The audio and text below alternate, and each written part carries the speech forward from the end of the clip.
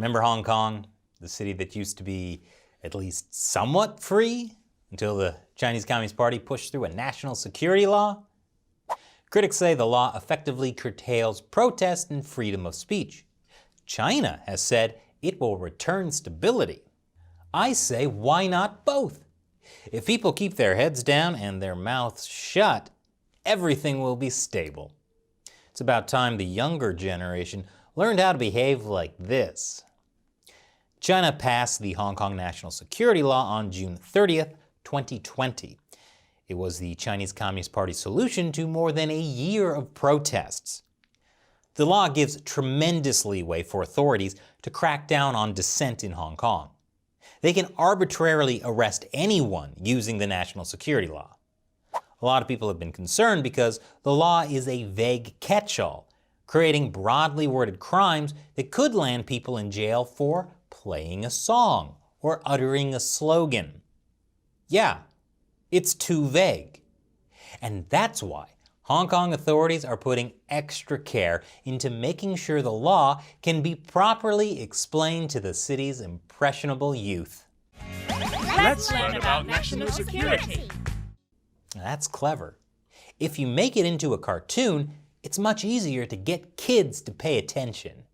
The National Security Law, a national law, has been listed in Annex 3 to the Basic Law, according to Article 18 of the Basic Law, and applied by way of promulgation in the Hong Kong SAR. Wow, never mind about getting kids to pay attention. It's like Hong Kong authorities watched the Garfield show and asked themselves, yes, but can we make a cartoon even worse? So yeah, the national security cartoon got canceled after the pilot episode. But there are still plenty of ways for Hong Kong authorities to educate the next generation. In fact, since February this year, the school curriculum across Hong Kong adjusted to ingrain the 4 criminalized acts: secession, subversion, terrorism, and collusion with foreign forces. And on April 15th, Hong Kong celebrated its very first annual National Security Education Day. National Security Education Day was introduced to mainland China back in 2015. And now that Hong Kong has its own national security law, they can celebrate too. At Hong Kong's police college, groups of elementary school-aged children could enjoy a kind of riot police theme park experience, complete with all your favorite rides, like Hostile Foreign Forces of the Caribbean, Pepper Spray Mountain, and It's a Small World That's Belonged to China Since Ancient Times, after all. Okay, they didn't actually have rides, but you could take a photo with your favorite mascot, the hero who solved the Hong Kong protests. And what kind of theme park would be complete without a parade, including your friendly neighborhood goose-stepping police? Hearts and minds, people.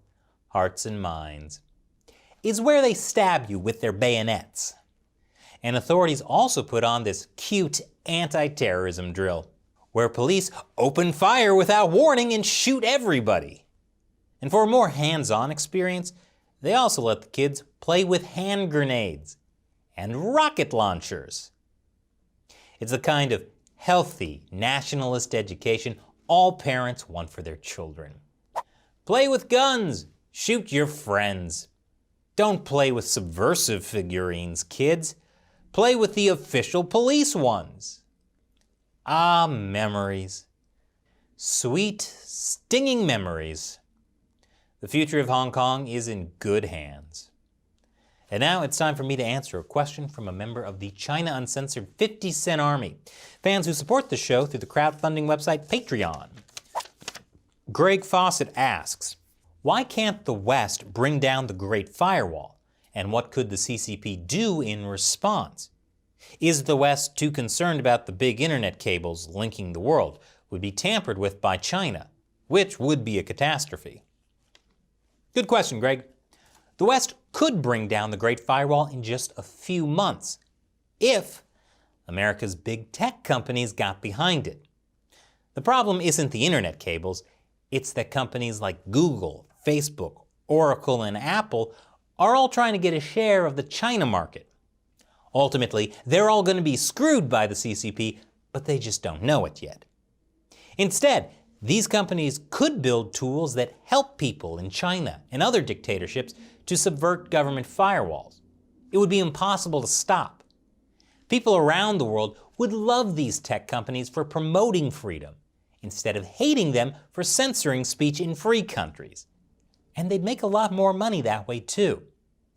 If only they'd listen to my advice, instead of, selling their products to the Chinese police. Thanks for your question, Greg. Be like Greg and support our show on patreon.com/China Uncensored. Pledge $1 or more per episode. You'll also get some cool perks, like me answering your questions on the show. Once again, I'm Chris Chapel. Thanks for watching China Uncensored.